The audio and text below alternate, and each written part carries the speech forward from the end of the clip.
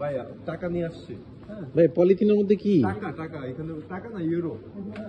Euro কি হবে ভাই এটা দিয়ে? আসলে আমরা মানে কোনো কিছুই ফালানো না এখানে। অ্যাকচুয়ালি এখানে এই যে বিভিন্ন আমরা যে এনার্জি ড্রিঙ্কস খাই, এই বোতলগুলোকে এখন আমরা এটা ইউরোতে কনভার্ট করি। কিভাবে ভাই ইউরোতে?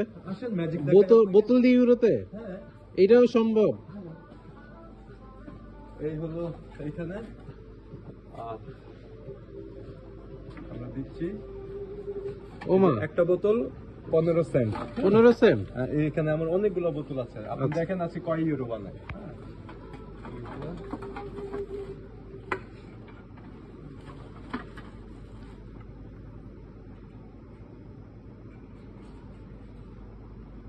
ভাই ওইটা কাউন্ট করলো না তো মনে হয়। আচ্ছা, 40 সেন্ট হয়ে গেছে। বাবা, 55 সেন্ট, 70। ইউরোপে কোনো কিছু ফালানো নাই ভাইয়া।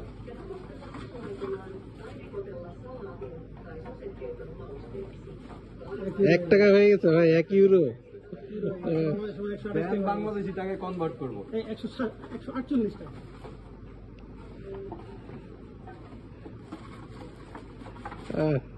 ভাই আগে জানলে তো আমার বোতলগুলো সব নিয়ে আসতাম। গাড়ির মধ্যে সব রাখবেন। এই প্লাস্টিকের বোতলও ভাই? হ্যাঁ, যেগুলোতে বাসায় যা কষ্ট খান সবকিছু নিয়ে আসবেন। ও আরেকটা জিনিস আপনাদেরকে দেখাইতে হবে, সেটা হলো দেখেন বোতলের গায়ে কিন্তু লেখা আছে, হ্যাঁ, যে আপনাকে কত সেন্ট দিবে। হ্যাঁ, এই যে এটা মনে হয় তাই না? এটা পে আউট হয়েছে। এই যে এইটা, হ্যাঁ, এই যে 15 সেন্ট এখানে দিবে, বোতলের গায়ে লেখা আছে। এই যে এটা অলরেডি পে আউট হয়ে গেছে। এই যে পে আউট হওয়ার পরে হচ্ছে এই যে 2 টাকা 25 পয়সা। এবার আরো তো রয়েছে তাই না? দুইটা রয়ে গেছে। হ্যাঁ। সোজা করে নিবেন।